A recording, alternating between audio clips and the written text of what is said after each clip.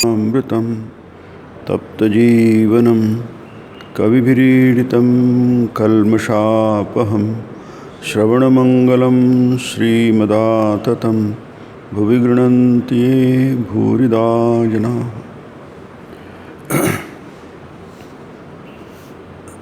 साप्ताहिक प्रवचनमालेचा आपला विषय आहे श्रीरामकृष्ण वचनामृत आणि भगवद्गीता एक चिंतन।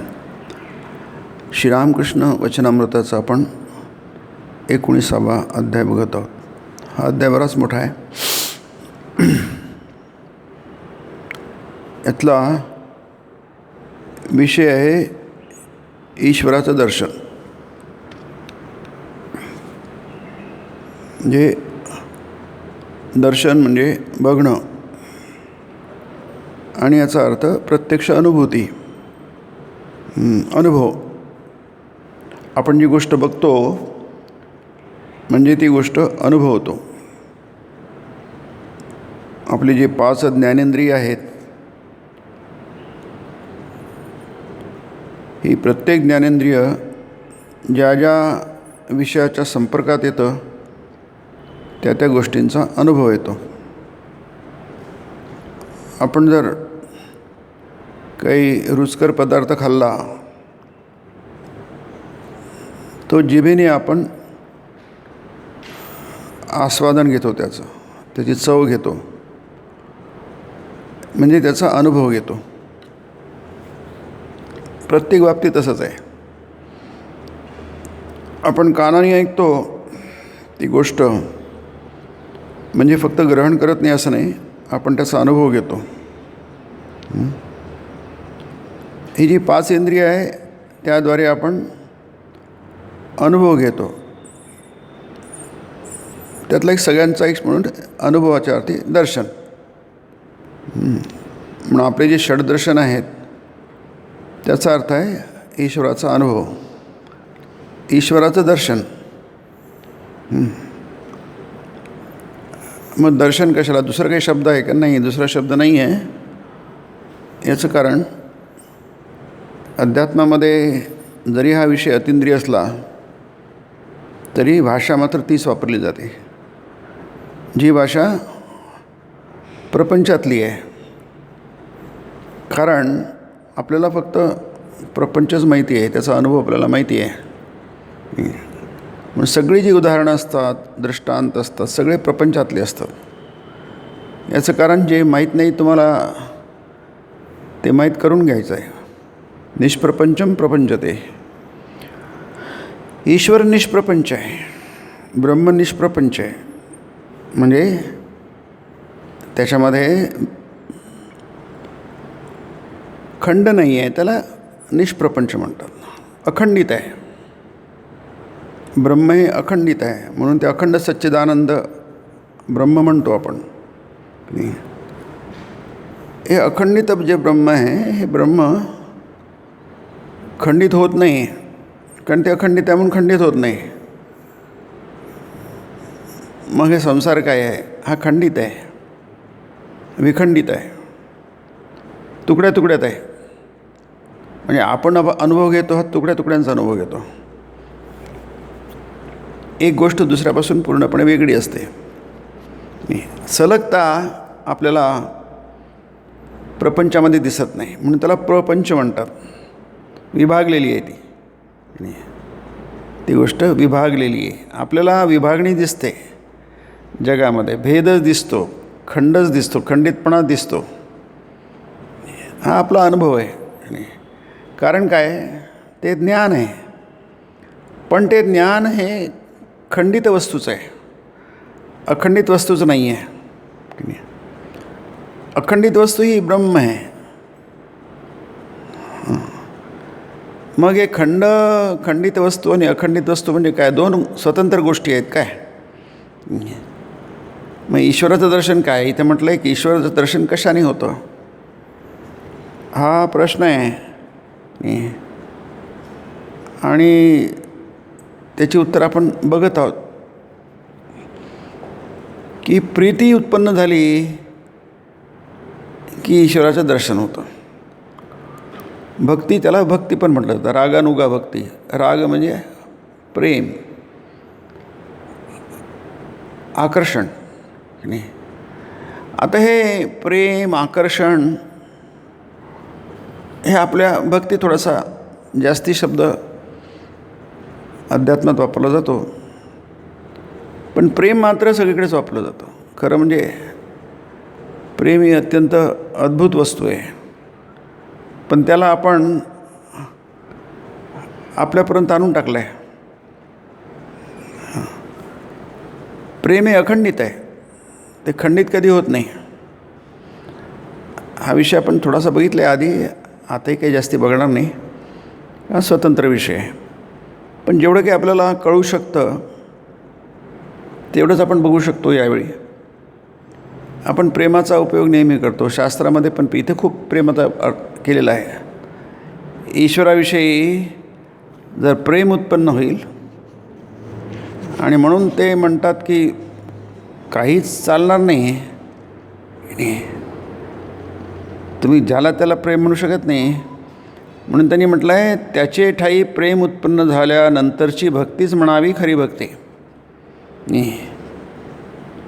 म्हणजे भक्ती, खरी भक्ती, शुद्ध भक्ती हे जे इथे आहे एक्सप्रेशन्स की नाही, पक्व भक्ती त्याला म्हणतात. इतकं कशाला त्याला करतात, छेद कशाला करतात, एवढं कशाला समजून देत. कारण आपल्या डोक्यामध्ये बऱ्याचशा भ्रामक कल्पना आहेत, त्या नीट व्हाव्यात, त्या दुरुस्त व्हाव्यात, त्या स्पष्ट व्हाव्यात, म्हणून इतका यातायात करावी लागतं, इतका प्रयत्न करावा लागतो. कारण आपण प्रेम हा शब्द इतक्या लूजली वापरतो, इतक्या सहजपणे वापरतो की प्रेम म्हणजे काय आपल्याला काही खरोखर माहीतच नाही आहे. इथपर्यंत म्हटलं तरी काही हरकत नाही आहे नाही. कारण काय, स्वामी विवेकानंद भक्तियोग आहे, त्यात खूप प्रेम हे त्रिकोणात्मक असतं असं म्हटलं आहे स्वामींनी. हे 3 कोण असतात, ते जर तिन्ही कोण असले त्याला प्रेम म्हणा. त्याला पराभक्ती पण म्हटलेलं आहे. म्हणजे पलीकडली, इकडली नाही, अलीकडली नाही.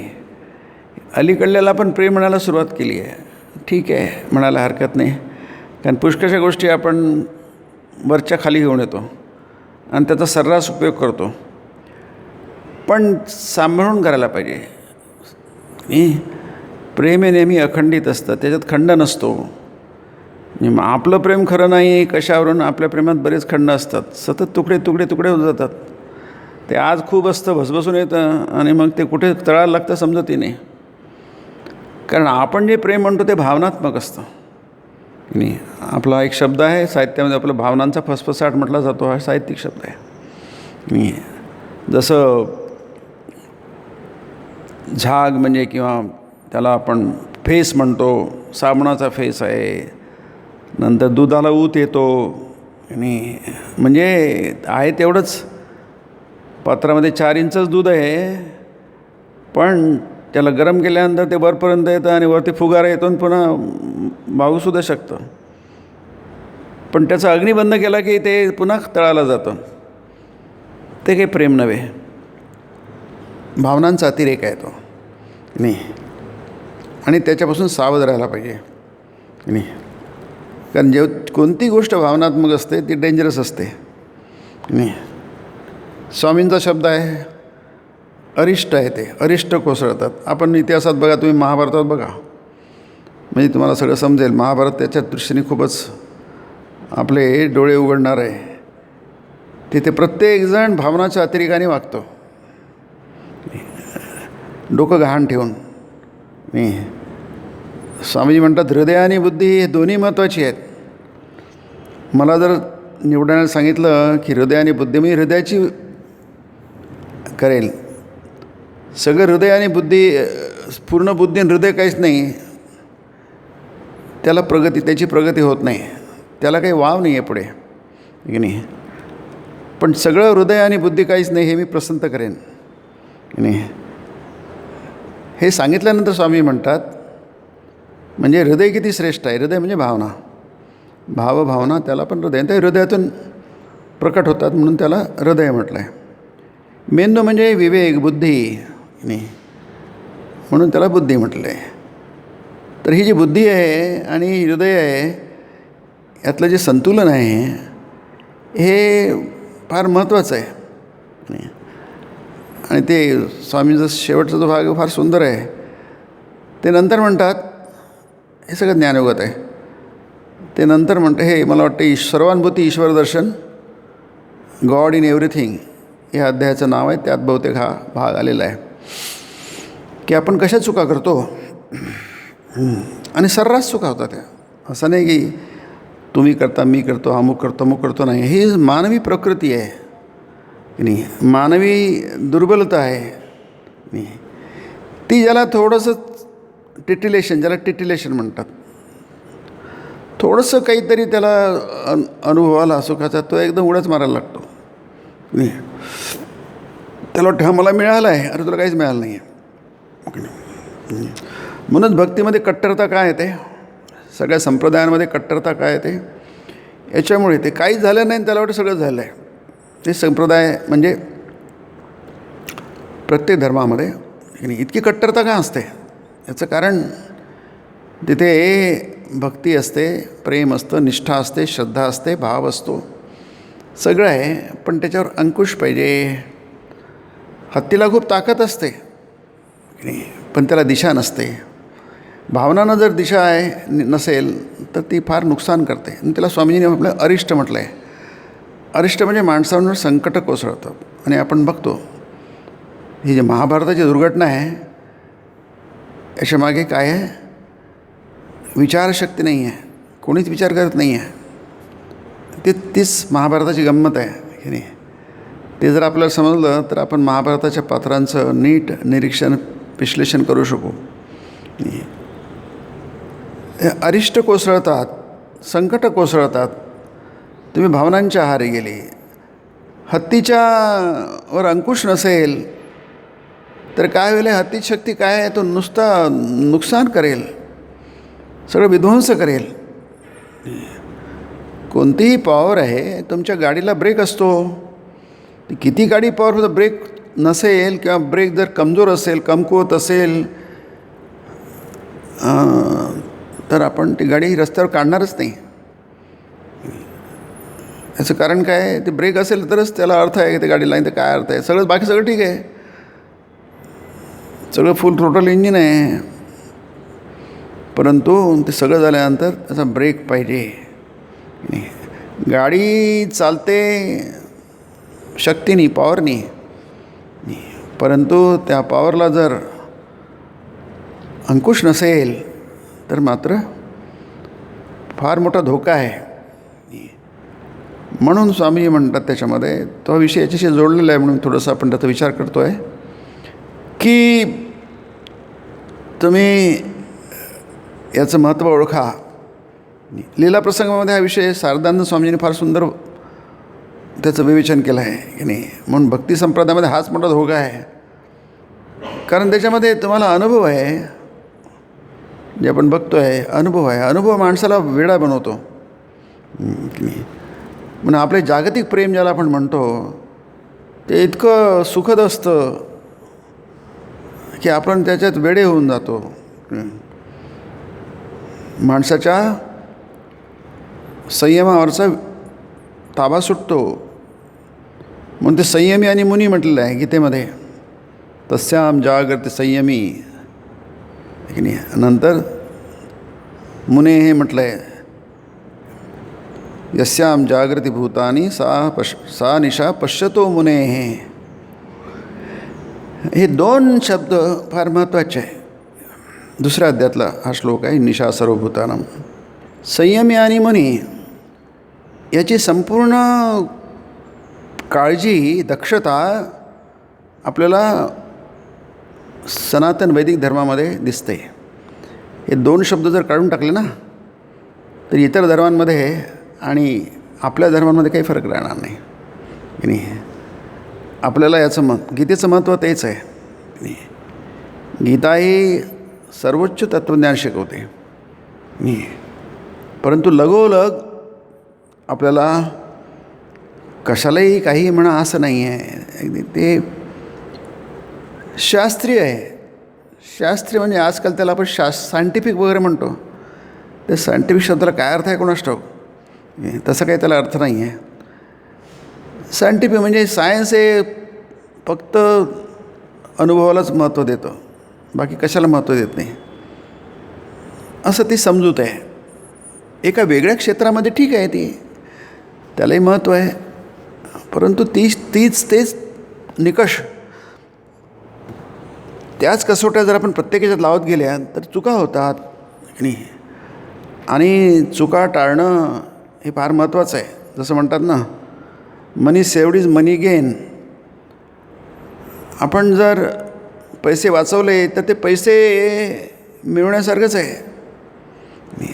10 रुपये वाचवले म्हणजे 10 रुपये मिळवले आपण. तसंच आपण चुका टाळल्या म्हणजे आपण काहीतरी पॉझिटिव्ह मिळवलं आहे आपल्याला, हे लक्षात घ्यायला पाहिजे. 2 गोष्टी वेगळ्या नाही आहे. आपण त्याला 2 गोष्टी फारकत करतो. बुद्धी आणि हृदयाची फारकत करतो. विचार आणि भावनांची फारकत करतो. मुळीच नाही, दोन्ही एकच आहेत. म्हणून स्वामीजी नंतर म्हणतात की मी काय असं म्हणायचं आहे मला एक थोडीशी बुद्धी आणि थोडासा विवेक इतकं हे नाही, म्हणजे 100% बुद्धी आणि 100% हृदय आहे. काय सुंदर एक्सप्रेशन आहे बघा, आहे की नाही. कोणीच सांगितलं नाही हे, त्यासाठी स्वामी विवेकानंद पाहिजे असतात, आहे की नाही.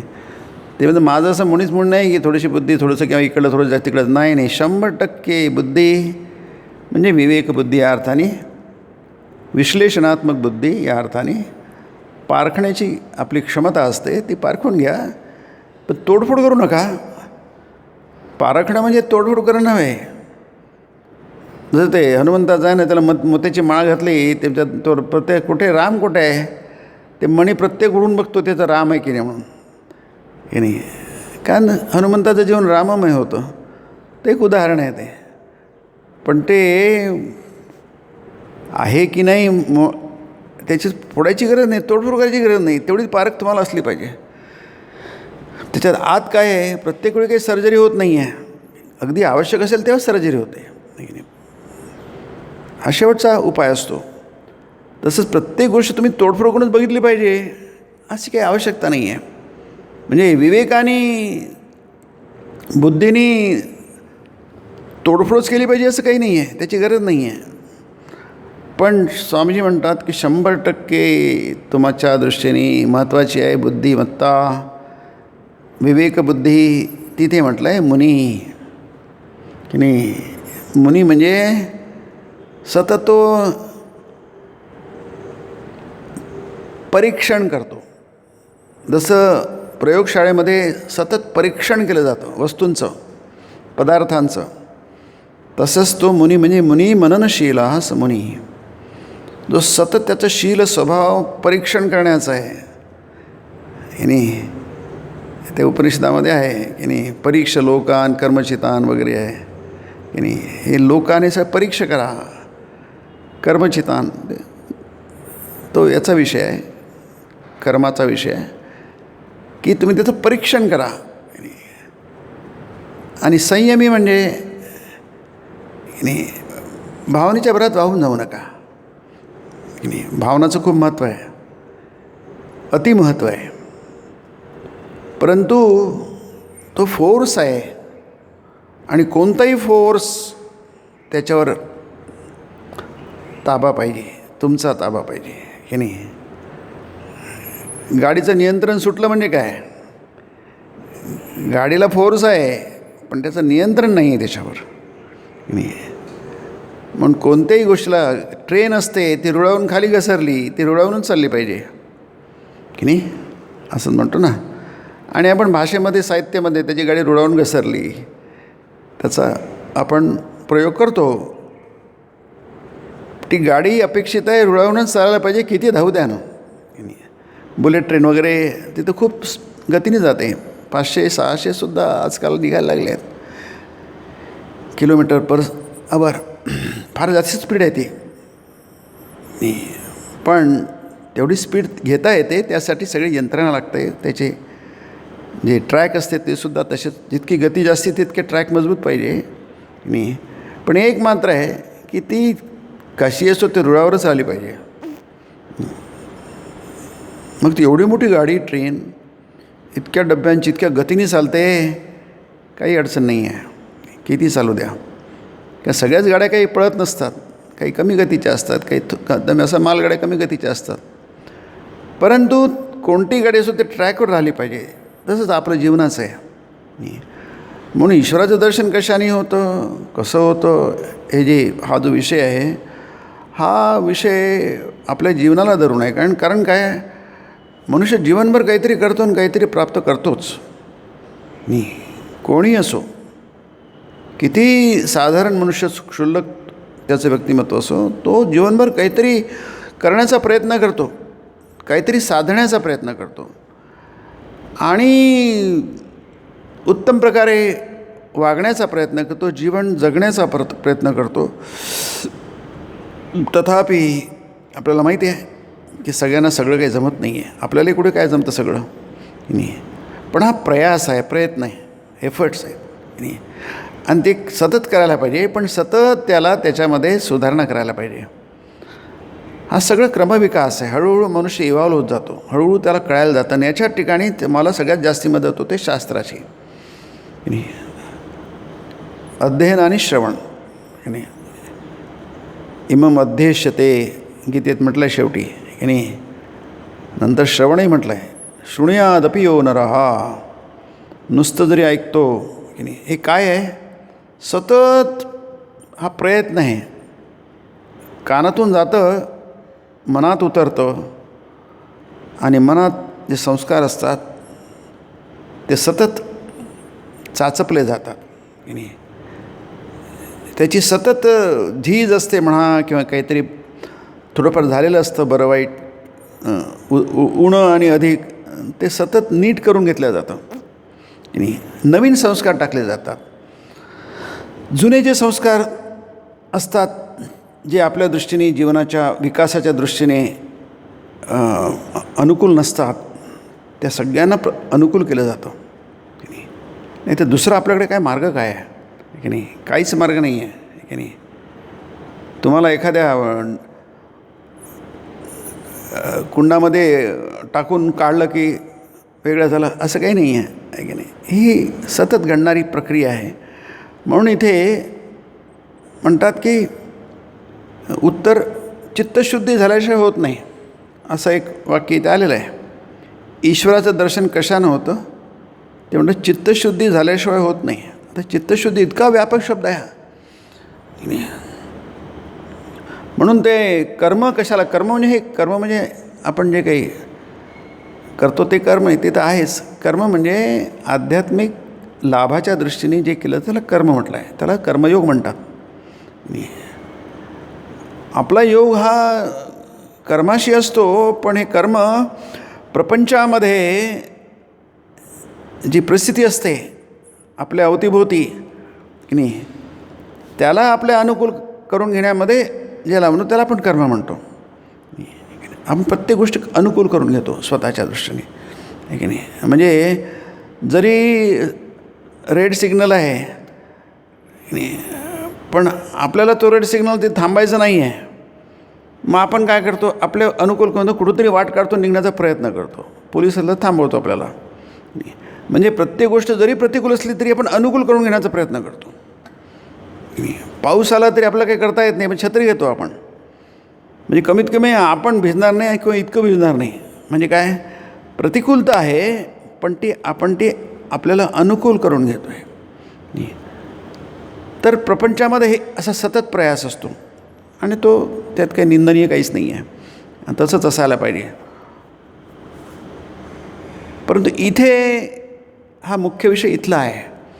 जसं आपण प्रपंचामध्ये करतो, संसारामध्ये करतो, तसंच इथे सुद्धा आपल्याला प्रत्येक गोष्ट अनुकूल करून घ्यायला पाहिजे. मग त्यासाठी तुम्हाला माहीत पाहिजे आपल्याला आपलं जे साधक जीवन आहे, हे साधक जीवन, जे साधक म्हणजे जे साध्य करून घ्यायचं आहे आपल्याला. इथे काय साध्य विषय काय कोणता आहे, ईश्वर दर्शन.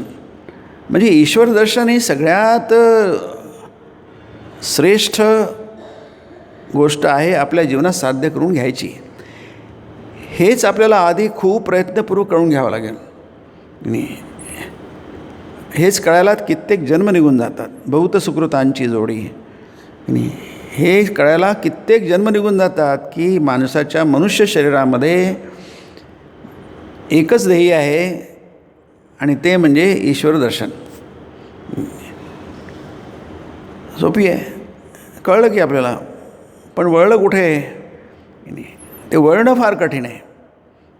मग हे वळणं म्हणजे मग आपल्याला महापुरुषांच्या जीवनामध्ये दिसतं आपल्याला की त्यांना कळलं आहे आणि वळलं आहे दोन्ही आहे. आपल्याला कळणंच कठीण आहे, मग वळणं सावकाश होईल आहे. परंतु इथे हा विषय फार छान मांडला आहे. आपण पुष्कळच्यात मांडले, इथे गीतेतही मांडलेला हा विषय आहे की नाही. म्हणतात की त्याच्यातलं वळणं म्हणजे फार महत्त्वाचे मुद्दे असतात, ते फार महत्त्वाचे आहेत, खरोखरच महत्त्वाचे असतात ते की नाही.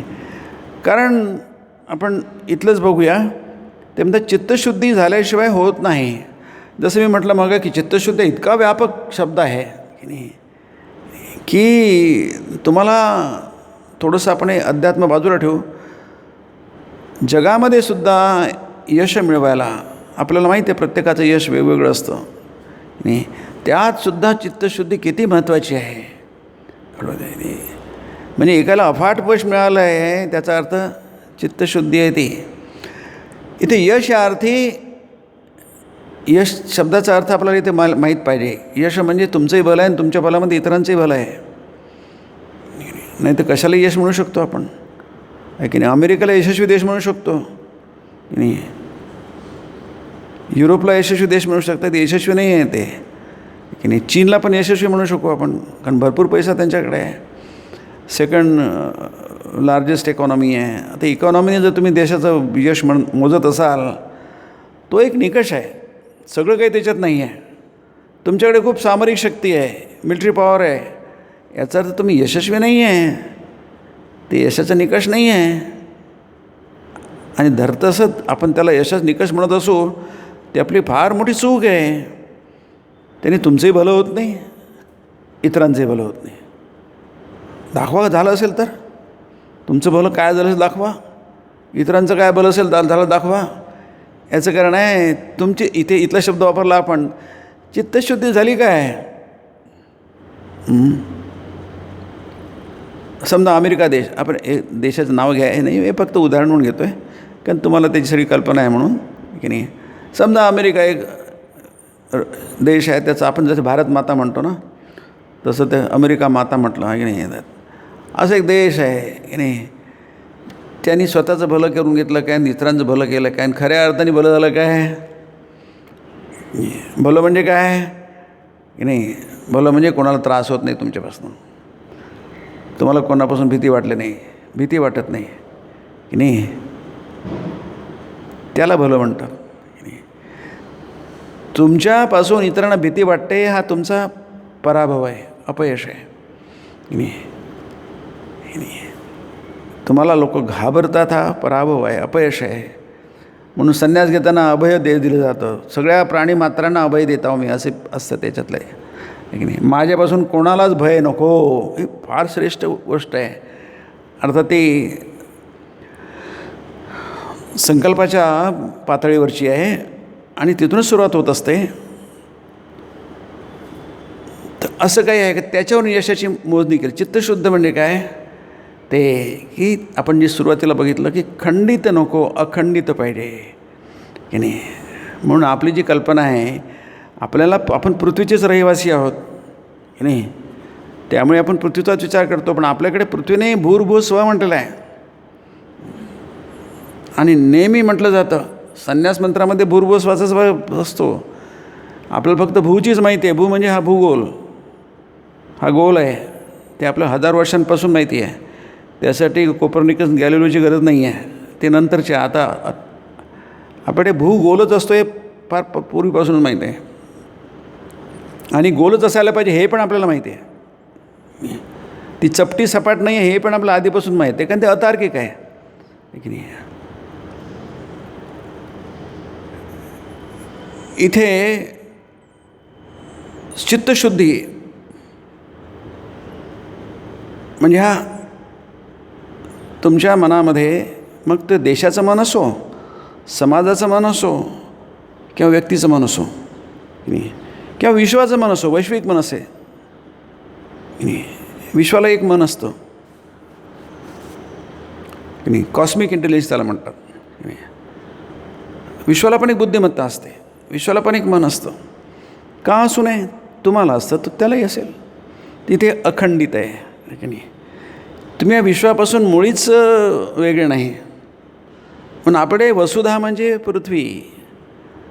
आणि जसं आपल्या कुटुंबामध्ये एकच सूत्रता असते, सगळेजणं एका सूत्रामध्ये बांधले असतात नाही, तसंच हे विश्व, संपूर्ण विश्व बांधलं गेलं आहे. मत्त परतरम नान्यत किंचित अस्ति धनंजय नाही.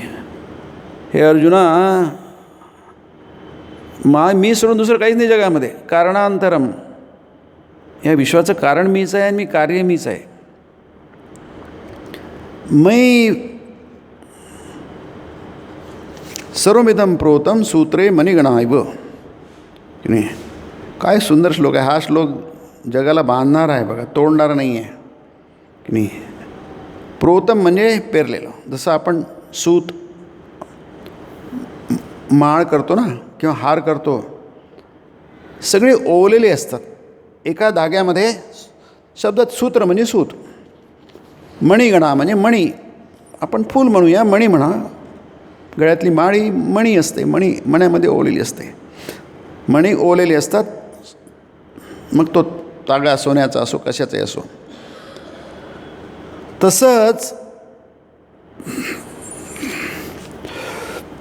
तसंच हे जग ओवल्या गेलेलं आहे. मत्त परतरम किंचित नान्यदस्ति धनंजय, ते म्हणून त्याला आपण अखंडित म्हटलं आहे. सुरुवातीला अखंडित आहे सगळं. आता आपल्या काही जाणीवेत, कल्पनेत किंवा आपल्या अनुभवात बसत नाही ते, पण ते बसायला पाहिजे, कारण शास्त्र आहे. शास्त्र यासाठीच असतं की ते बसवायचं असतं की नाही. शास्त्र म्हणजे नियमबद्धता असते तिथे की नाही. तुम्ही ते बसवा, त्याच्यामध्ये बसत नसेल तर नाही. स्वामीजी म्हणतात ते, तो समाज सर्वश्रेष्ठ होय जिथे सर्वश्रेष्ठ परमोच्च तत्त्वे हे व्यवहार्य होतात. That society is the greatest where in highest truth become practical की नाही. तसं होत नसेल तसं करा असं म्हणजे म्हणतात. कठीण असेल तर तरी करा, कारण तेच करण्यासारखं आहे. बाकी काय करण्यासारखं आहे? बाकीचे अपयश आहे, यश नाही आहे की नाही. कृतकृत्यता नाही, याच्यातच आहे. मग आपल्या मनोनुकूल नसेल, मनाला रुची पूर्ण नसेल, मनाला न आवडणं, तरी तसं आवडून घ्या, करा. तुमच्या हिताचं आहे आणि तेच हिताचं आहे. म्हणून ते सगळं एक आहे, कुटुंबकम की नाही. म्हणजे ही जी जाणीव आहे की हे अखंडित, त्याला ईश्वराचं दर्शन इथे म्हटलं आहे. चित्तशुद्धी म्हटलं आहे की नाही. म्हणजे म्हटलं की चित्तशुद्धी फार व्यापक विषय आहे. दोन्ही शब्द फार हा जॉईंट वर्ड आहे, सामासिक शब्द आहे. चित्तशुद्धी, चित्तस्य शुद्धी, चित्ताची शुद्धी, शुद्ध चित्त, शुद्ध मन. मग मन कशाने अशुद्ध होतं की नाही. आपल्याला माहिती आहे विकारांनी मन अशुद्ध होतं की नाही.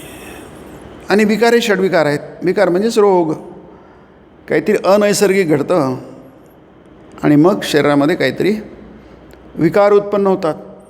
त्यालाच आपण काय, विकार म्हणजे विकृती की नाही. कोणती गोष्ट नासणं म्हणतो ना. दूध नासतं, आता ते दूध काही दूध नाही आहे, ते नासलेलं दूध आहे की नाही. तसंच चित्त हे विकृत होतं. कशाने होतं ते आहे की नाही. महाशनो महापापमा विद्धेन मिह वैरिणम, गीता म्हणते. इह म्हणजे या जगामध्ये, या जगामध्ये, ज्या जगात तुम्ही राहता त्या जगामध्ये. महाशनो, अशन म्हणजे भूक, क्षुधा की नाही. त्याची क्षुधा साधी क्षुधा नाही आहे, महाक्षुधा आहे, महाभूक आहे. महाशनो असू द्या, आम्हाला चालते. महा असले तर आम्हाला खाण्यासाठी भरपूर आहे की नाही, असं कोणी म्हणू शकतं, असं तर्क करू शकतो. असेल, ज्यांच्याकडे नाही आहे त्यांना हा काळजी आहे, खाण्याला खूप भूक आहे आणि खाण्याला मर्यादित आहे, त्यांच्याच दिवशी प्रॉब्लेम आहे. आम्हाला काही प्रॉब्लेम नाही, आमच्याकडे खाण्याला भरपूर आहे. नाही, तसं नाही आहे. पुढचं बघा, महापापमा आहे की नाही. महाशनो महापापा की नाही. हा नुसतीच बुकणी आहे, हा अतिशय दुष्ट आहे की नाही. अतिशय दुष्ट आहे तो तुमचं पूर्णपणे विनाश करणार की नाही. महापापमा म्हणजे दुर्योधन काही नुसताच हा नाही आहे, धृतराष्ट्र हे विनाश करणार आहे. त्यांच्यासोबत जे जे जातील त्यांचं बर्बादी होईल आहे. मग ते कोणीही असो, चांगले लोकही बर्बाद होणार, त्यांचा विध्वंस होणार. तुमच्या धार्मिक असण्याला काही अर्थ नाही तिथे. तुम्ही किती मॉरलिस्ट आहात किंवा मॉरल आहात त्याला काही अर्थ नाही आहे, कारण तिथे तुमचं चुकलं आहे की नाही. मग ते फार मॉरल होते, फार पण त्याचं काय आहे की नाही. जसं आपण म्हणतो ना की बास्केटमध्ये जर एक आंबा जर सडका असेल तर सगळ्यांना सडवतो. आता सगळे सडके आहे आणि त्याच्यामध्ये एक चांगला आंबा आहे, तो तर नक्कीच सडणार, लवकर सडणार, फार लवकर सडणार. तो चांगला असून फायदा काय, त्यांनी त्याचं कशाला राहावं तिथे. इतके चॉईसेस आहेत तुम्हाला, इतके विकल्प आहेत, इतके पर्याय आहेत, उपलब्ध आहेत, सहज उपलब्ध आहेत. मग त्याचा आपण वापर नाही करत नाही आहे. त्याचा वापर करायला पाहिजे. मी मग चित्तशुद्धी याचा अर्थ काय की पहिलं तर सोपी आहे, जे आपल्याला समजतं की विकारांनी काय होतं, आपल्याला आपलं स्वास्थ्य बिघडतं की नाही. स्वास्थ्य शब्दाचाच अर्थ आहे की जे एकदम नॉर्मल आहे त्याला स्वास्थ्य म्हणतात. कोणत्याही प्रकारची ॲबनॉर्मॅलिटी झाली निर्माण त्याला अस्वास्थ्य म्हणतात की नाही. मग हे सगळे महापापमा, अरे एवढं तर लक्षात घे, हे तुझे सोबती नाही आहे, हे तुझ्या हिताचे नाही आहे. पण कुठे माहिती आहे आपल्याला, आपण त्याला कवटाळतो, आमचंच हित आहे म्हणतो की हे विकार आहेत की नाही. कोणतीही गोष्ट अशुद्ध असली, मग अशुद्ध पाणी असो, अशुद्ध विचार असो, अशुद्ध बोलणं असो, जे असेल ते तुमचं नुकसान करणार की नाही. ते तुमचे मित्र नाही आहे, ते वैरिणम विद्येनमिह वैरिणम. विद्ये म्हणजे जाणीही. अर्जुन आहे जाण, माहीत नसेल तर जाणून घे आणि ते नीट जाणून घे, त्याप्रमाणे तू प्रयत्न कर. त्याला साधना म्हणतात. साधना वेगळी, उपासना वेगळी, दोन्ही महत्त्वाच्या आहेत. हे दोन्ही खूप महत्त्वाचे आहेत. आणि तुम्ही उपासनाला साधना म्हटलं तर काही बिघडत काही नाही, आणि साधनेला उपासनाला काही बिघडत नाही. थोडेसे त्याचे हे वेगवेगळे आहेत, त्याचे थोडेसे क्षेत्र वेगवेगळे आहेत की नाही. उपासना ही संपूर्णपणे इष्टाला धरून असते की नाही. ती शेवटी इष्टनिष्ठेमध्ये परिणत होते की नाही. साधना म्हणजे संपूर्ण जीवनव्यापी असते. ती जे काय कराल ते साधनाच असते. कोणत्याही स्तरावर तुम्ही करा ते साधनाच असते, त्याच्यातून काहीच वगळता येत नाही.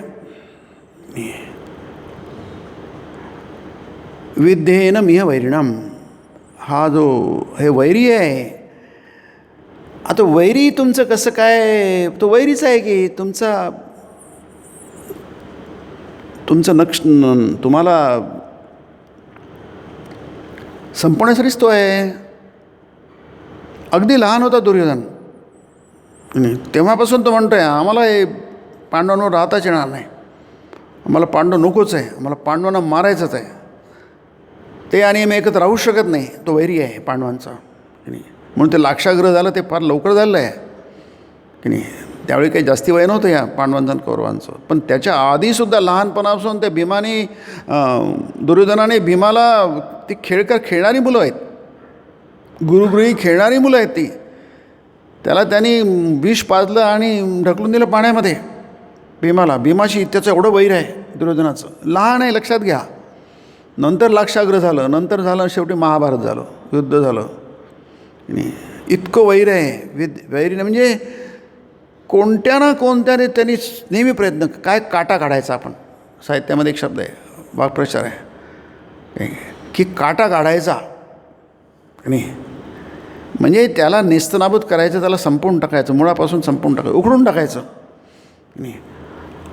आता हे म्हणून गीतेमध्ये इतके हार्ड एक्सप्रेशन्स आहेत बघा. विद्येन महाशनो महापाप्मा विद्येन मिह वैरिणम. ते तर तुमचं काहीच चालत नाही. अर्जुन म्हणतो हे आम्हाला जमत का नाही. जमत नाही म्हणजे ही तर काहीच जमत नाही तर कुठं काय जमणार की नाही. विद्या म्हणतात तो बलादिव नियोजिता. आम्हाला चांगलं व्हायचं आहे पण होता काय येत नाही. ते म्हणतात हे प्रॉब्लेम आहे ना. तुम्ही प्रॉब्लेम समजूनच घेत नाही. तुम्ही म्हणजे आपण सगळेच आहोत की नाही. आपण प्रॉब्लेमच समजून घेत नाही आहे. आधी प्रॉब्लेम समजून घ्यावा लागतो की नाही. उपचार नंतर होतात. आधी निदान आधी करावं लागतं. निदान जर तंतोतंत झालं बरं झालं तर ते उपचाराला काहीतरी अर्थ असतो. नाही तर उपचाराला काहीच अर्थ नसतो. म्हणून ते शास्त्र त्या साईड लागत असतात की तंतोतंत निदान करणं त्यानंतर तुमचे उपचार ते काही तर सार्थक होतात. आता विकार हा झाला आहे 6. ते तुम्हाला सगळ्यांना माहिती आहे. षड्विकार ज्याला म्हणतात. हे विकार म्हणजे हे अस्वाभाविक आहेत, अनैसर्गिक आहेत म्हणून त्यांना विकार म्हटलं जातं की नाही. ह्या गोष्टी अनैसर्गिक आहे. माणसाला राग येणे अनैसर्गिक आहे. लोभ हा अनैसर्गिक आहे. काम हा अनैसर्गिक आहे. क्रोध लोभ मोह मद मत्सर म्हणून 16व्या अध्यायामध्ये म्हटलं आहे हे नरकाचे द्वार आहे. त्रिविधम नरक सेदम द्वारम नाशनम आत्मनः. इतकं स्पष्ट आहे म्हटलं. आता किती आपल्याला समजतं आणि किती आपण त्याचं हे करू शकतो, त्याचं फॉलो करू शकतो हा प्रश्न वेगळा आहे. पण कमीत कमी ते माहीत तर पाहिजे. इदम नरकस्य द्वारम इतकं स्पष्ट. इदम म्हटलं आहे. त्रिविधम 3 प्रकारचे दार आहेत. एक मोठा नरक आहे आणि त्याला 1 2 3 दार आहेत आणि ते सगळे उघडलेले आहे. ते अपावृतम म्हटलं आहे म्हणजे उघडलेले दार आहेत, बंदही नाही आहे. बंद असले तर मन थांबेल थोडा दारापाशी, घंटी वाजवेल. तिथं घंटी बिंटी काही गरज नाही. तुम्ही सरळ जा आतमध्ये नरकातच. नरकस्य इदम द्वारम. असू दे आम्हाला काही प्रॉब्लेम नाही नरकामध्ये आहे की नाही. आम्हाला काय स्वर्ग नरक एकच आहे. नाशनम आत्मनः. तुमचा नाश करणारे आहे. तुमचा समूळ नष्ट करून टाकणार आहे तुमचा की नाही. पुरुषार्थाय अयोग्यो भवती असं शंकराचार्य म्हणतात. पुरुषार्थ म्हणजे फक्त मोक्ष पुरुषार्थ नाही आहे. सर्व पुरुषार्थाय अयोग्यो भवती.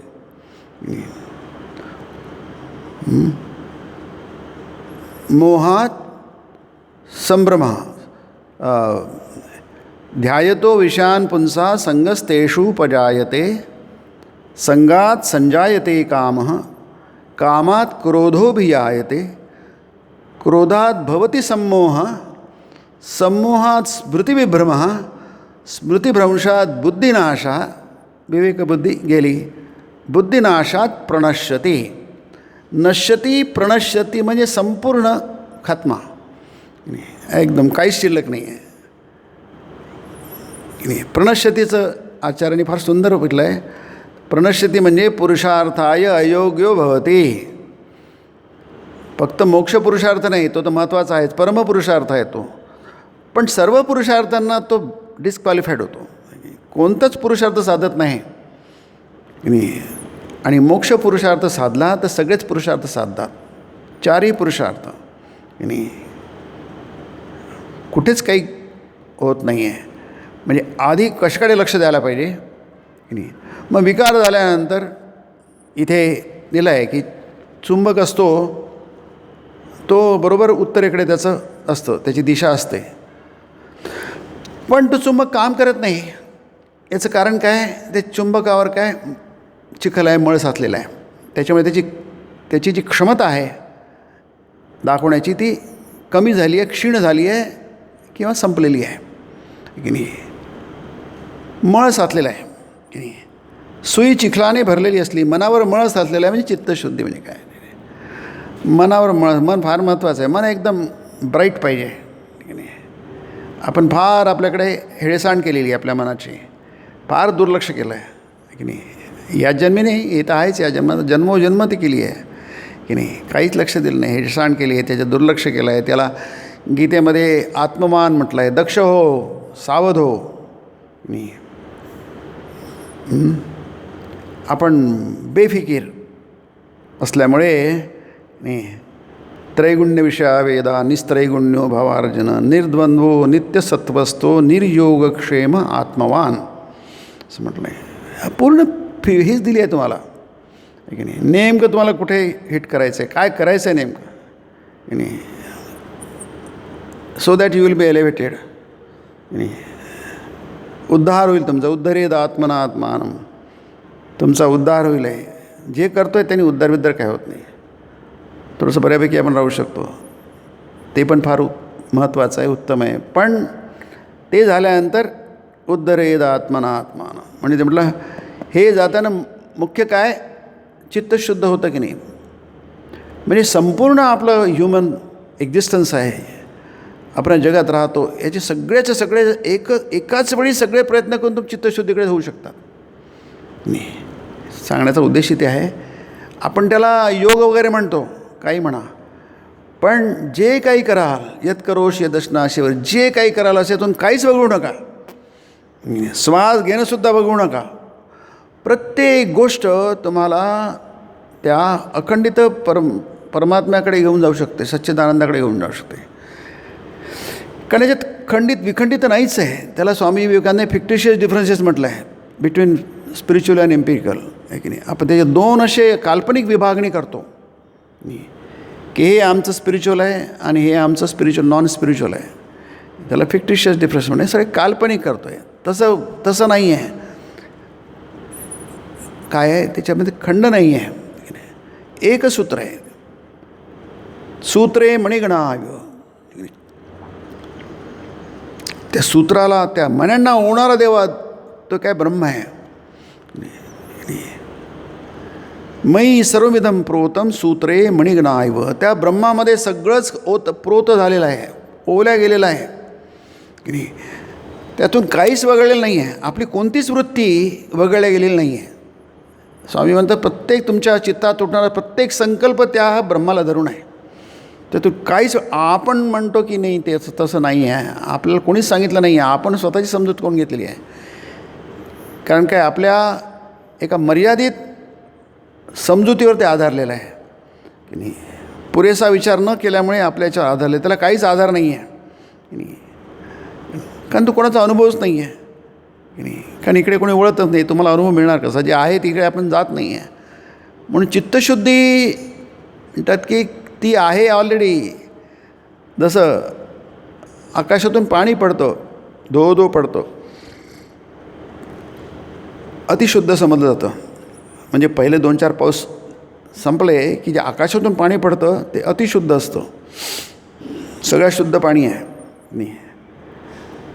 पण जेव्हा जमिनीवर पडतं, तुम्ही नदीचे प्रवाह बघा, आता गोदावरी बघा, आहे की नाही. तिथे काय आहे, ते गढूळ पाणी आहे. पाणी गढूळ नाही आहे, पाणी स्वच्छच आहे. पाणी मूलतः स्वच्छच असतं. पण जेव्हा त्या गोष्टींच्या संपर्कात येतं त्यावेळी ते अशुद्ध होतं. मन आणि चित्त हे आपल्याला समज, चित्त हे नेहमी शुद्ध असतं, अंतःकरण नेहमी शुद्ध असतं, पवित्र असतं, त्यात काहीच विकार नसतात, शुद्ध आहे. म्हणून आपण नेहमी लहान मुलांचं उदाहरण किती आहे, वचनामृतामध्ये सतत 5 वर्षांच्या बालकाचं उदाहरण दिलं जातं आहे. त्याचं मन प्रचंड शुद्ध आहे, त्यात काहीच नाही, कोणताच विकार नाही आहे. पण जेव्हा ते संपर्कात येतं तेव्हा हळूहळू ते सगळे विकार, काम क्रोध लोभ मोह मद मत्सर, दुर्योधनासारखं त्या लहानपणापासून त्याला असतं. ते एक वेगळं उदाहरण आहे की नाही. जसं प्रल्हाद वेगळं उदाहरण आहे तसं दुर्योधन वेगळं उदाहरण आहे. हे आपल्या फार कामाचे उदाहरण आहेत की नाही. कारण असंही असू शकतं, जे आपल्या कल्पनेत बसत नाही तसंही असू शकतं. दुर्योधन आपल्या कल्पनेत बसत नाही पण तो आहे दुर्योधन. रावण कल्पनेत बसू शकत नाही पण तो रावण आहे. तसंच प्रल्हादही बसू शकत नाही कल्पने पण तो आहे की नाही. आपल्या कल्पनेत विवेकानंद तरी कुठे बसतात नाही. ते कोणीतरी म्हटलं अरे विवेकानंद समजायला अजून बराच शतकं लागतील की नाही. आपल्याला जे विवेकानंद समजलं आहे, रामकृष्ण समजलं आहे किंवा संत समजलं आहे ते फार थोडे समजले. कृष्ण तरी कुठे समजलं आपल्याला, आहे की नाही. भारतीयांना थोडा जरी कृष्ण समजला असता तर आपलं कुठल्या कुठे आपण गेलो असतो. अर्जुनाला कुठे समजलं कृष्ण, आहे की नाही. दूर कशाला जायचं, आपल्याचा रेकॉर्ड आहे त्याचा, आहे की नाही. त्याला सांगावं लागलं अरे तू काहीतरी कलेब्यम स्मगमा हृदय दौर्बल्यम क्षुद्रम हृदय दौर्बल्यम वगैरे इतकं कशाला मग सांगावं लागलं. हा तर सखा आहे अर्जुनाचा कृष्ण सखा आहे, म्हणजे इतके जवळ त्यांची जवळीक आहे, सख्यत्व आहे. पण कुठे कृष्ण कुठे समजला अर्जुनाला? कुठे भीष्माचार्याने समजला कृष्ण? महाभारतामध्ये कृष्ण कोणाला समजला आहे? आणि भारतीयांना आज तरी कुठे कृष्ण समजलेला आहे? राम जाऊ द्या कुठेतरी, आहे की नाही, रामाचं सगळं वेगळं आहे. पण कृष्ण तर कुठं समजलं आहे? आपल्याला नाही समजलं आहे की नाही. कारण समजला असला तर ते अरिष्ट येत नाहीत आणि माणसं संकटाला त्याच्याकडे संकट येत नाही, दूर राहतात संकट की नाही. म्हणून महापुरुषांचं त्यांचे चित्त शुद्ध असतात, अखंडित असतं. बघा आपण पुढच्या वेळी बघू त्याचं थोडंसं. कारण अखंडित म्हणजे काय, कृष्णालाही आहे, त्याला ते तुम्ही म्हणता तो पांडवांचा पक्ष का घेतो, पांडव माझे काही भाऊ आहेत म्हणून नाही. कारण पांडव हे धर्माचा पक्ष आहे म्हणून त्यांच्याकडे जातो की नाही. कौरवांकडे सगळेच काही अधार्मिक नाही आहे, इमॉरल नाही आहे, अनएथिकल नाही आहे. पण त्यांचा पक्ष का घेत नाही? त्यांचा पक्ष धर्मपक्ष नाही आहे, अधर्मपक्ष आहे. आणि माझं ब्रीद काय आहे? परित्राणाय साधूनां विनाशाय च दुष्कृतां की नाही. इंद्राय स्वाहा तक्षकाय स्वाहा. इंद्राने तक्षकाला जर आधार दिला असेल तर तेही जाईन, हाही जाईल आहे. जनमेजयाने यज्ञ केला तर सर्पयज्ञ, जेव्हा इंद्र येतच नव्हता त्यांनी म्हटलं मी येत नाही. पुरोहितांनी आव्हान केलं तक्षकाला, आता तक्षकाची आहुती देणार. तक्षका नागराज होता, त्यांनी परीक्षिताला चावला आणि परीक्षित मेला, तर त्याच्या मुलांनी जन्मेजयाने ती यज्ञ केला. ती स्टोरी आहे भागवताच्या प्रारंभी. तो येत नाही आहे, पुरोहित म्हणतात येत नाही आहे. मग विचार का येत नाही आहे, त्याची आहुती का पडत नाही? तो म्हणतात तो इंद्राचा त्यांनी शरण गेला, इंद्राला आश्रय घेतला आहे. मग इंद्राला आश्रय घेतला आहे तर मग आता काय करायचं? आता इंद्र ये. मग त्यांनी मंत्र म्हटला इंद्राय स्वाहा तक्षकाय स्वाहा, आहे की नाही. आम्ही इंद्रालाही स्वाहा म्हणतो आणि तक्षकाला जातो. तू येत नाही, त्याला सोडत नाही, तर तू पण यज्ञकुंडात पड, आहे की नाही. यज्ञ इंद्रकुंडावर त्याचं चालत नाही, इंद्राची शक्ती कमी पडली. तो इंद्रही खाली येऊन लागला आणि तक्षकही खाली येऊन लागला यज्ञकुंडाकडे वरतून आकाशातून. तक्षकाने उपरण्याला धरलं होतं रक्षण करेल म्हणून. इंद्राने आपलं हे टाकून दिलं उपरणं, जाऊ द्या आपण वाचूया, तक्षकाला जाऊ द्या. मग ते तक्षक खाली यायला लागला नाही. अशी ती गोष्ट आहे. इंद्राय सहा ते नसेल तर मग ह्याने असं का नाही म्हटलं की नाही, अरे जाऊ द्या, हा करेल तर सगळ्यांनाच घेऊन मरेल की नाही. कारण 2-4 लोक डुबणारे आहेत, त्यांना तुम्ही सोडलं नाही तर तुम्ही डुबाल आणि ते तुम्हाला घेऊन डुबतील. आणि तसंच झालं महाभारतामध्ये की नाही. कृष्णाचं कुठे ऐकलं कोणी? इकडे ऐकलं आणि तिकडे ऐकलं नाही. फक्त कृष्णाने त्यांचा नाद सोडला. बलराम तिकडे गेलाच नाही. म्हणजे बलरामाची विशेष मस्त ते व्यक्तिमत्व आहे ते. पण कृष्ण म्हणतात मी नाही करणार. त्यांनी इकडला पक्ष घेतला आणि यांना वाचवण्याचा प्रयत्न केला कृष्णाने. धर्माचा पक्ष घेतला, न्यायाचा पक्ष घेतला की नाही. आणि मग त्यासाठी काय करायचं ते सगळं केलं त्यांनी. कारण काय, परित्राणाय साधूनां. ते कठीण असतं. आपल्याला महाभारताचं किती कठीण आहे. कारण साधूवृत्तीचे लोकंसुद्धा काय म्हणतात, थोडे भोळसट असतात. धर्मसंस्थापनार्थाय माझा जन्म संभवामी योगी. माझा जन्म त्यासाठी आहे, धर्माची संस्थापना, न्यायाची संस्थापना करण्यासाठी. पण तसं होतं कुठे? ते फार कठीण काम होऊन बसतं. सोपी काम फार कठीण होऊन बसतं. चित्तशुद्धी म्हणजे ते की अगदी सोपी आहे. चुंबक हे नेहमी उत्तरेकडे दाखवतो. तुमचं मन नेहमी शुद्ध असतं, ते नेहमीच भगवंताकडे आहे की नाही.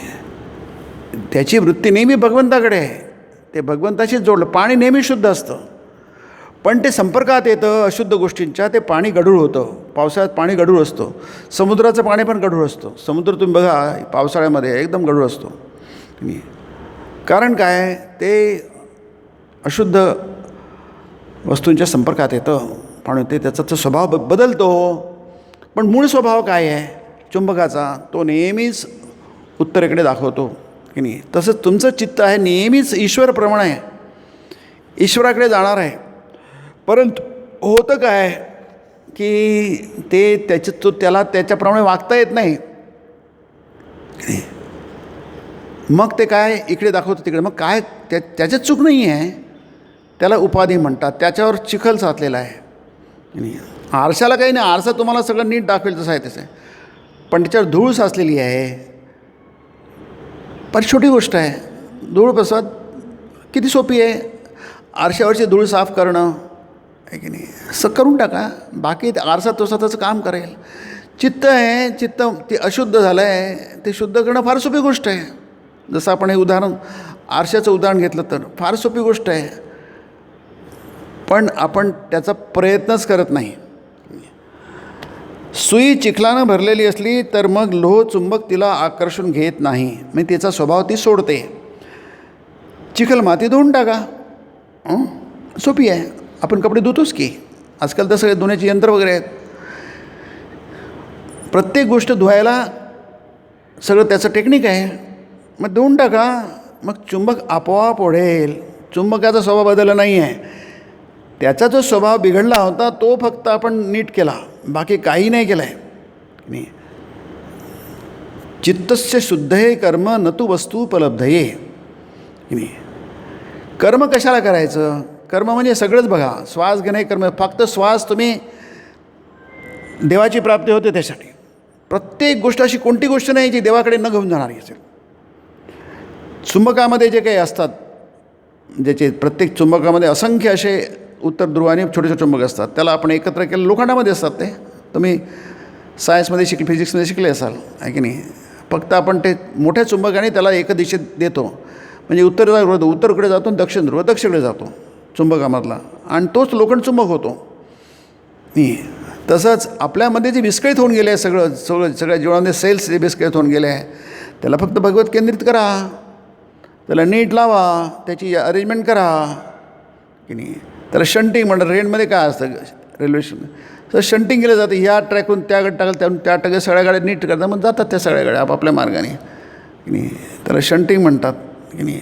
तर शंटिंग करा, जीवनाची विस्कळीत झालं असेल त्याला नीट करा, त्यालाच आपण ते नीट करण्याच्याच प्रक्रियेला आपण साधना म्हणतो की नाही. त्या सगळ्या नीट करा, त्याला नीट त्याची अरेंजमेंट करा, त्याला नीट त्याच्या जागी ठेवा त्याला की नाही.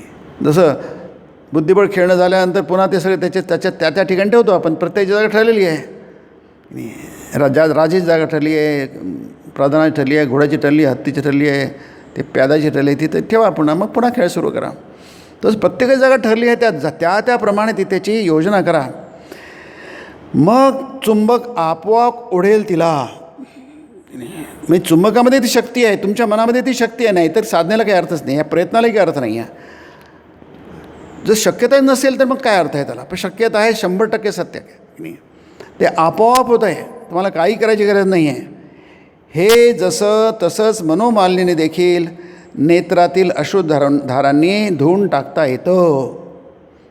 चित्त शुद्ध होऊ शकते. फक्त आपण आपल्याला ती जाणीव नाही आहे, प्रयत्न करत नाही आणि योग्य दिशेने प्रयत्न करत नाही. या तिन्ही गोष्टी जर असतील तर ती आटोक्यातली गोष्ट आहे, फार आटोक्यातली गोष्ट आहे. त्यासाठी प्रार्थना नाही. आता प्रार्थनेचं काय आपण पुढच्या वेळेस थोडासा आणखी बघण्याचा प्रयत्न करू आहे की नाही. प्रार्थनेचं त्याच्यातलं काय एक असा बिंदू आहे तो फार महत्त्वाचा आहे की नाही. आधी म्हटलं सुई धुवून टाका वगैरे ही साधन आहे, त्याच्यानंतरची बाब आहे की हे दयाघना देवा, तू दयापूर्ण आहेस, पुन्हा असलं कुकर्म कधीही करणार नाही. आता कुकर्माचा अर्थ पुष्कळ होतात इथे, म्हणजे तुला विसरून गेलो आहेत आपण, देवाला विसरून गेलो, हे सगळ्यात मोठं कुकर्म आहे की नाही. देव आपल्या पक्षी नाहीच आहे, हे सगळ्यात मोठी आपली चूक आहे. आपण याला इथं कुकर्म म्हणूया. कुकर्म म्हणजे जे सुकर्म नाही आहे, चुकीचं आहे, त्याला पण कुकर्म म्हणतो. जे योग्य नाही, अयोग्य आहे, त्याला पण कुकर्म म्हणतो. अयोग्य काय आहे, जे मन आपण देवाला द्यायला पाहिजे ते आपण कुठेतरी देऊन टाकलं आहे, सगळीकडे देऊन टाकलं आहे की नाही. देवाला सोडून सगळीकडे देऊन टाकलं आहे, ते कुकर्म आहे. असं म्हणून जर कोणी अनुतप्त होऊन आसव ढाळील तर मनाचा मळ धुवून मन निवळून जाईल. वंडरफुल एक्सप्रेशन आहे नाही, अगदी सोप्या भाषेमध्ये. तेव्हा मग ईश्वररूपी चुंबक मनरूपी सोयीला ओढून घेईल. पुढे म्हणतात मग समाधी लागेल, देवाचं दर्शन होईल. समाधी कोणाला लागते? मनालाच लागते की नाही. काहीच झालेलं नाही आहे, काहीच बिघडलेलं नाही आहे, थोडंसं बिघडलेलं आहे की नाही.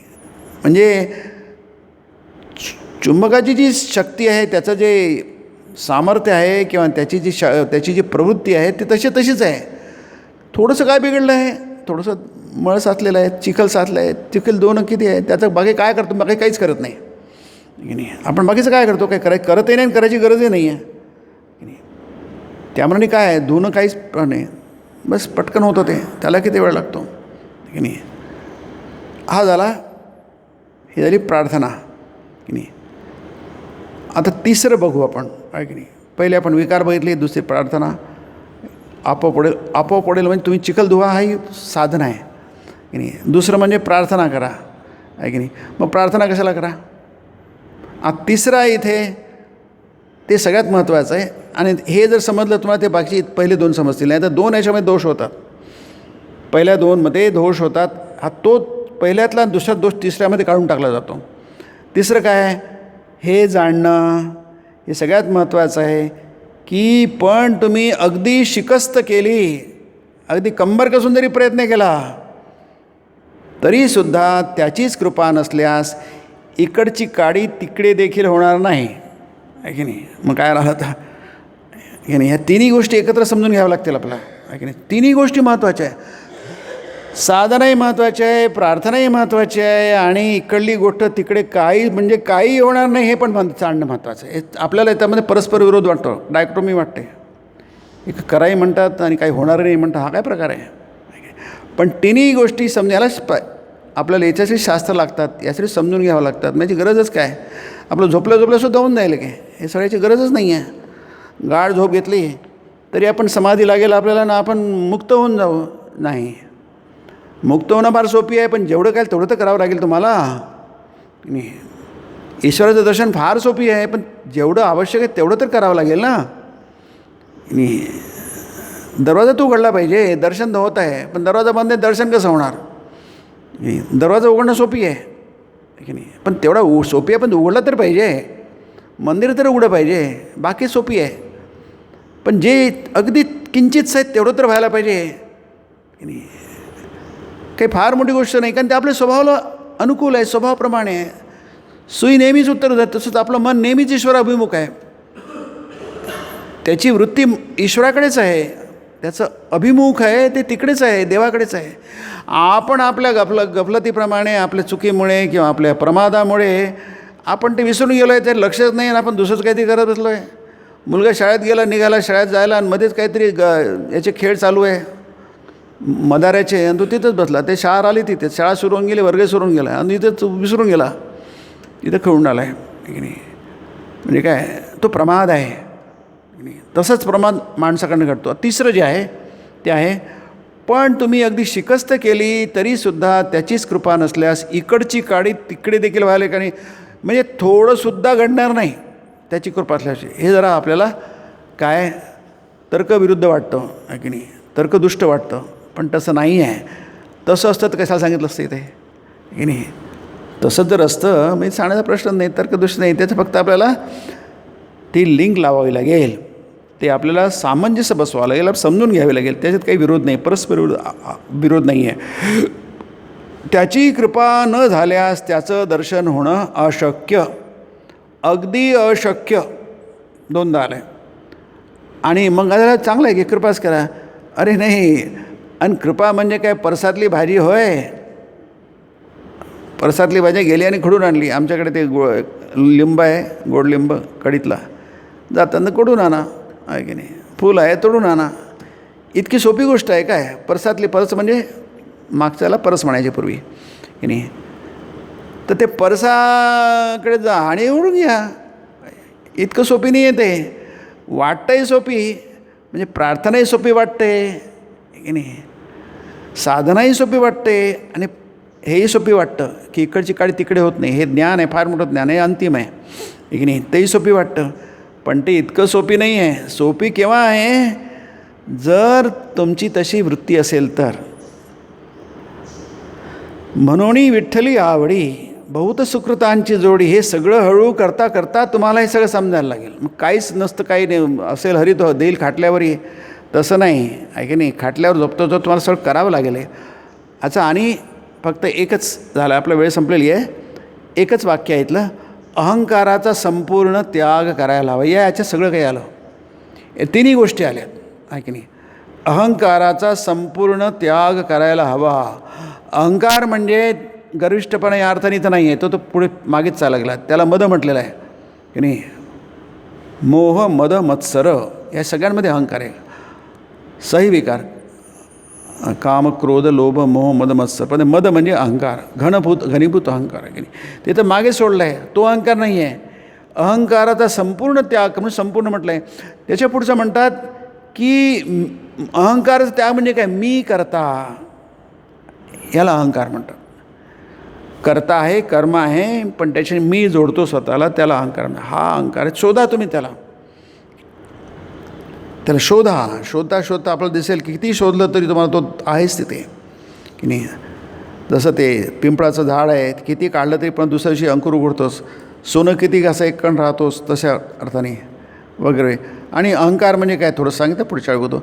कोठीवर आणखी एक जण नेमला आहे असं असताना घरमालकाड जवळ जाऊन जर कुणी म्हणेल की अहो जरा इकडं येऊन हा अमुक जिन्नस काढून द्याल काय, तर तो साहजिकच म्हणेल की कोठीवर तर एक जण आहेच, मी आणखी जाऊन काय करू. जो स्वतःच करता होऊन बसला आहे, त्याच्या हृदयात ईश्वर सहजासहजी शिरत नाही, त्याला दर्शन घडत नाही, आहे की नाही. मला वाटतं सगळ्याच गोष्टी खूप स्पष्ट आहेत, तरी पण त्या आपल्याला संस्कार निर्माण व्हायला आणखी स्पष्ट करून घ्यावं. आपल्यासाठी, आपल्या व्यक्तिगत लाभासाठी आपल्याला त्या जितक्या स्पष्ट होतील. म्हणून गीता आपण किती वाचली, बस किती द्या वाचा तुम्ही की नाही. तुम्हाला नवीन नवीन करायचं कारण काय, आणखी स्पष्ट होत जातं. ती जी गोष्ट ती स्पष्टच असते, ती आणखी स्पष्ट होत जाते. जे आपल्या त्याच्यातल्या काही जे त्रुटी असतात समजण्यामधल्या, ते हळूहळू कमी होतात. पुढच्या प्रवचनात बघूया. ओम ब्रह्मार्पणं ब्रह्महवीर ब्रह्माग्नौ ब्रह्मणाहुतं ब्रह्मैव तेन गन्तव्यं ब्रह्मकर्मसमाधिना. हरि ओम तत्सत्. श्रीरामकृष्णार्पणमस्तु.